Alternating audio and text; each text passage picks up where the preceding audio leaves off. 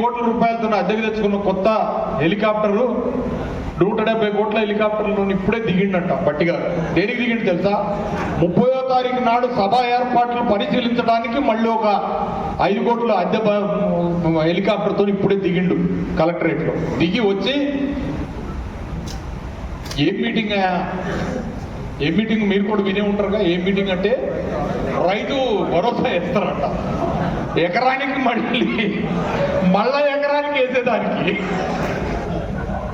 మొన్న ఈ మధ్య యాసంగికి రైతు భరోసా ఒక ఎకరానికి వేయటానికి ఒక దగ్గర మీటింగ్ పెట్టారు. ఒక ఎకరానికి వేయటానికి ఒక దగ్గర మీటింగ్ పెట్టి దాని దగ్గర నొక్కితే సరే ఒక ఎకరానికి డబ్బులు వచ్చినాయి. ఆ తర్వాత మళ్ళీ 2వ ఎకరానికి ఇంకో దగ్గర మీటింగ్ పెట్టారు. పెడితే 2 నెలల తర్వాత మళ్ళీ 2వ ఎకరానికి మళ్ళీ ఒకసారి వచ్చింది. ఆడితో అయిపోయింది. 2 ఎకరాల కన్నా ఎక్కువ ఉన్న రైతులు ఇక్కడ చాలా మంది ఉన్నారు కదా. మీకు 2 ఎకరాల కన్నా ఎక్కువ ఎవరికైనా వచ్చిందా?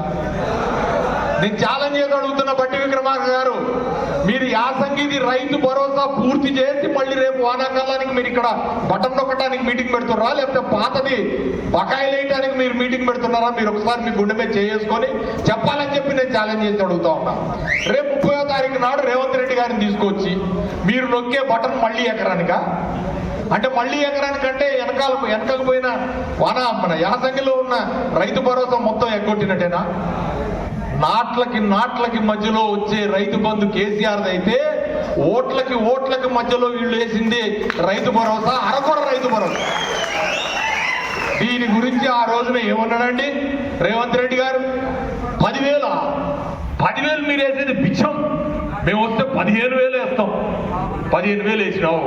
ఆ 15,000 నువ్వే నీ కాలు నరుక్కొని 12,000 చేసినావు. 12,000 చేసి 2 ఎకరాలకి వేస్తున్నారు. ఇప్పుడు ఎకరం ఒకసారి. కేసీఆర్ ఉన్నప్పుడు అది గుంట నుంచి 100 ఎకరాలు ఉన్నా కూడా వారం 15 రోజుల్లో లేదా 15 రోజుల్లో మొత్తం రైతాంగానికి టింగును పడింది.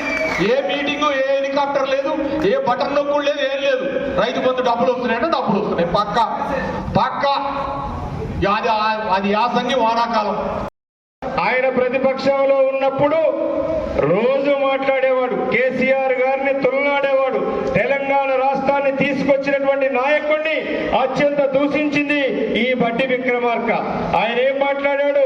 కేసీఆర్ బంగారు బాత్రూములు కట్టుకున్నాడు, బుల్లెట్ ప్రూఫ్ గ్లాసులు పెట్టుకున్నాడు, మేడల్లో కులికేటువంటి దొర అన్నాడు. కానీ ఈయనకు సిగ్గు లేదు. ఈరోజు అదే అద్దాల మేడలో, అదే బంగారు బాత్రూంలో నివాసం ఉంటున్నటువంటి వ్యక్తి బట్టి విక్రమార్క. నీకు నిజంగా సిగ్గుంటే నువ్వు ఆ ప్రగతి భవన్లో నివసించేవాడే కాదు. నువ్వు ఉప ముఖ్యమంత్రి కాకముందు నువ్వు కేసీఆర్ గారు అన్న మాటలకు నువ్వు కట్టుబడి ఉంటావా? నేను బట్టి విక్రమార్క ప్రశ్నిస్తున్నా. ఎందుకంటే ఇవాళ చెప్పాలి కదా, ఆయన బయటకు వచ్చి ఇవాళ 30 నెలల నుంచి అదే ప్రగతి భవన్ లో ఉంటా ఉన్నాడు.